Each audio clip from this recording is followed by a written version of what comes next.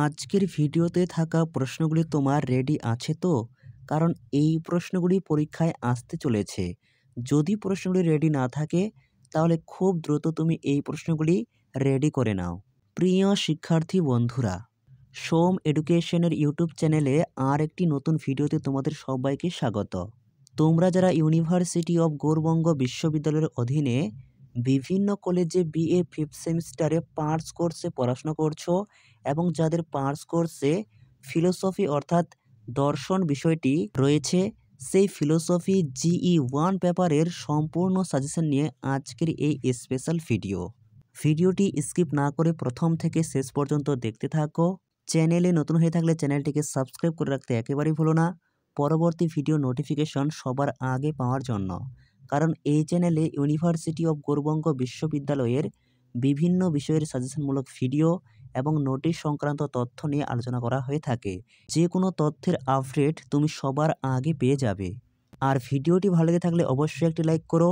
এছাড়াও ভিডিওটিকে শেয়ার করো যাতে তোমার মতো সহযোগিতা যেন তোমার বন্ধুরাও পেতে পারে।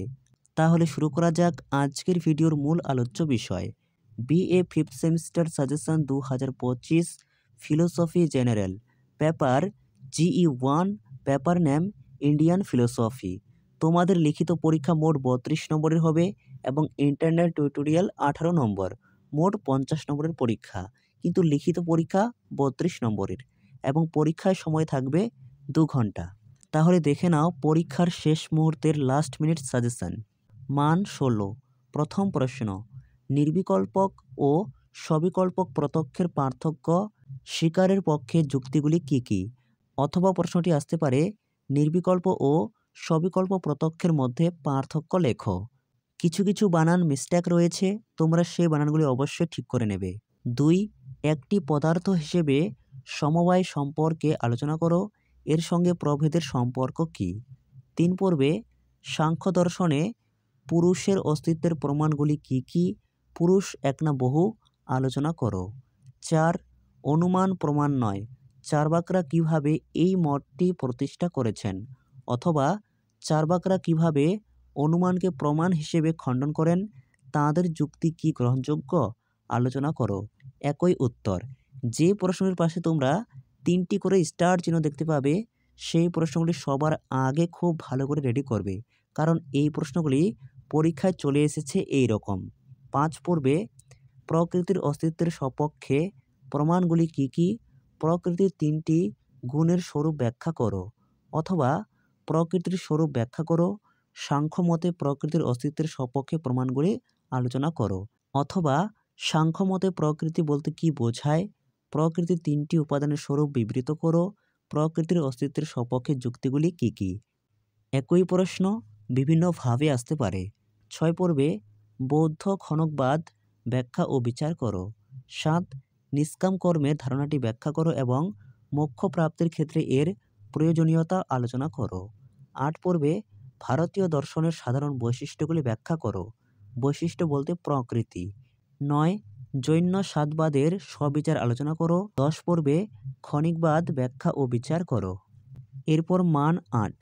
প্রথম প্রশ্ন, বৌদ্ধ দর্শন অনুযায়ী অষ্টাঙ্গিক মার্গ ধারণাটি ব্যাখ্যা করো, অথবা বুদ্ধদেব নির্দেশিত অষ্টাঙ্গিক মার্গ ব্যাখ্যা করো।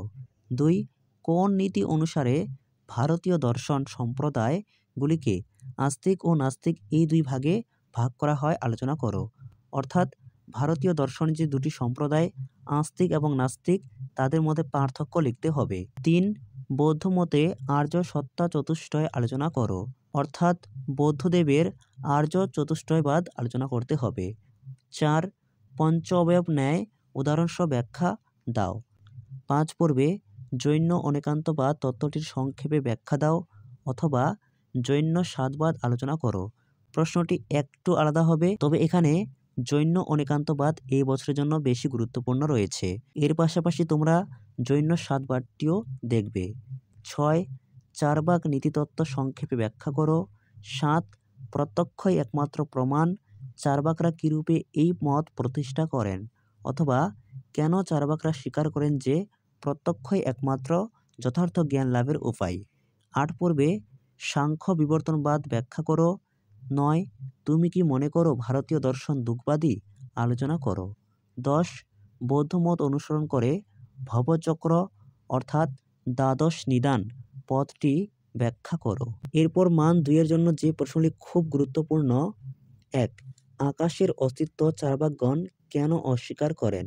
2. জৈন মতে নয় বলতে কি বোঝো? 3.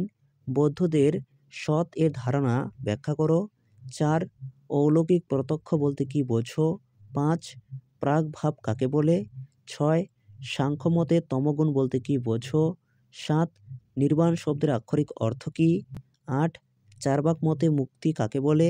9. 4টি আর্য সত্য কী কী? 10. ভবচক্র কী? 11. ন্যায়মত অনুসারে পরামর্শ কী? 12. বৈশেষিক দর্শনে কটি পদার্থকে স্বীকার করা হয়েছে? 13 পর্বে সৎ কার্যবাদ কী? 14. পুরুষার্থ বলতে কি বোঝো? 15. প্রমা শব্দটির অর্থ কী? 16. সাংখ্য দর্শনে কতগুলি তত্ত্ব স্বীকার করা হয়েছে? 17. পরার্থনুমান কাকে বলে? 18. ভারতীয় দর্শনের পরিপ্রেক্ষিতে আস্তিক ও নাস্তিক বলতে কি বোঝায়? 19. ভূত চৈতন্যবাদ বলতে কি বোঝায়?